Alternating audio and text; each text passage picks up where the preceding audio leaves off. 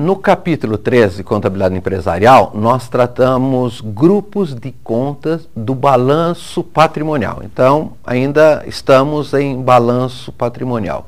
A ideia de grupos de contas é poder agrupar contas de mesmas características. Isso facilita tremendamente a leitura do usuário da contabilidade.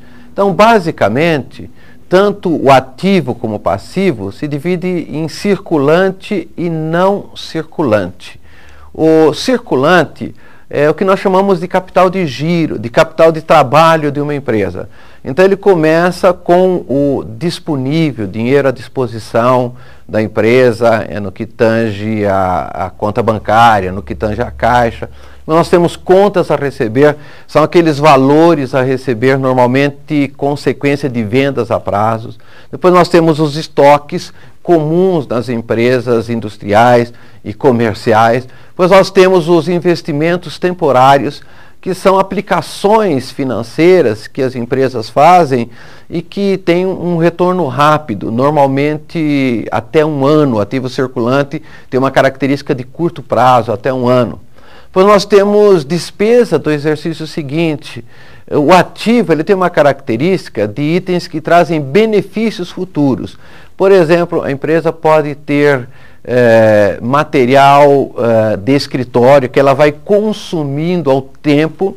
Então isso nós podemos classificar em despesa do exercício seguinte, porque ainda é um ativo que depois de consumido deixa de ser um ativo, passa a ser uma despesa. E nós temos como uma principal dedução, uma parcela subtrativa do ativo circulante, que são as provisões para devedores duvidosos.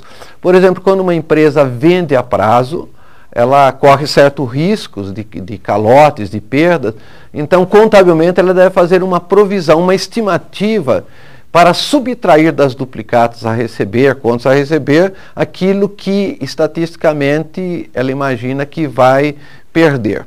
No não circulante, evidentemente, então, não está relacionado àquilo que se movimenta constantemente, não está relacionado ao capital de giro.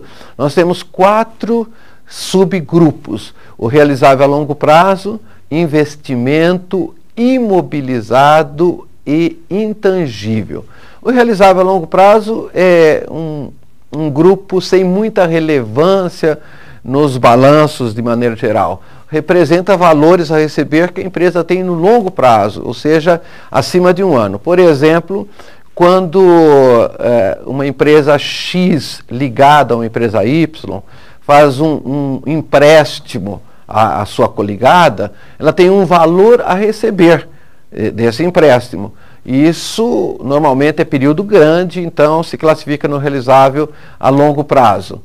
E os 3 grupos seguintes, investimentos, imobilizado e intangível, é o que nós chamávamos, antes da Lei 11.638, de permanente.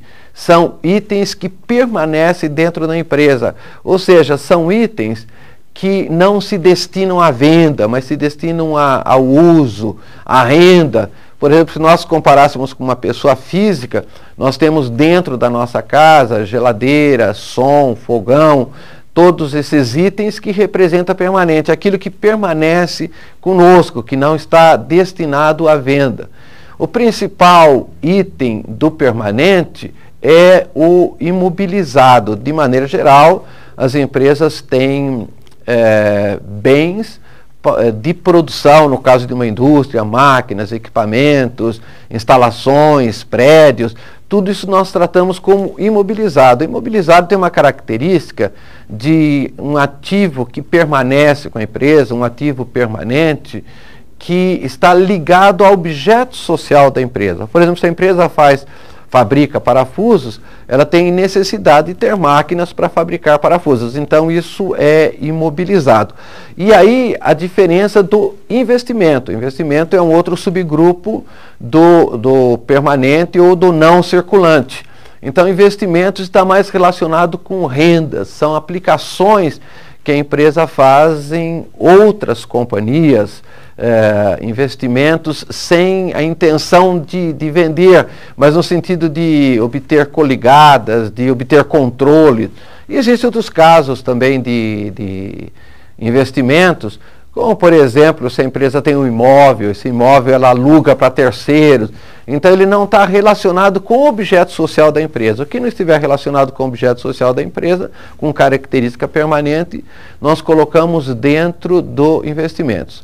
E, por fim, no grupo não circulante ainda, nós temos o intangível, que são os bens que a empresa utiliza para o seu próprio negócio, mas bem incorpóreo, impalpável, normalmente invisível. Então, o principal item hoje, nós podemos dizer, são as marcas. Né? As marcas fazem com que o negócio seja bem sucedido. Empresas com marcas famosas são muito bem sucedidas. Então, esse é um ativo importantíssimo, um ativo não circulante, um ativo intangível. As variações que nós temos no grupo permanente, de maneira geral, nós temos subtrações. Por exemplo, essa empresa que produz parafusos tem máquinas. Essa máquina sofre desgaste, vai sofrendo perda, vai perdendo seu potencial de trazer benefícios futuros.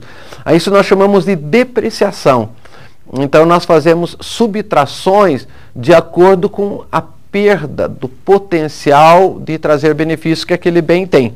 Então, quando é um bem tangível, nós chamamos de depreciação. Quando é um bem intangível, no caso de marcas, por exemplo, nós chamamos de amortização.